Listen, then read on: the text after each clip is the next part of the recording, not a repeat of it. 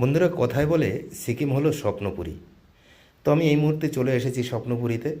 তোমরা দেখতেই পাচ্ছ রাস্তার দুপাশে পাইন গাছগুলো বরফের চাদরে ঢেকে গেছে। তো এই অপরূপ দৃশ্য যারা আসেনি কখনো, তারা ঠিক উপভোগ করতে পারবে না। তাই বন্ধুরা, সবাইকে বলি অন্তত একবার হলেও সিকিম বা স্বপ্নপুরীতে এসে ঘুরে যাও, দেখে যাও এখানে কি দেখার মতন আছে। এটাই হচ্ছে সেই দৃশ্য।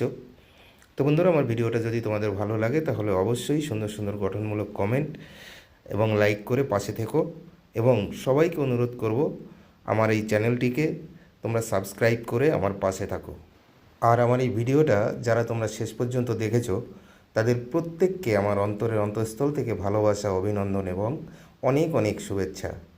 তো বন্ধুরা, এই পরিবেশে আমি তো খুব আপ্লুত।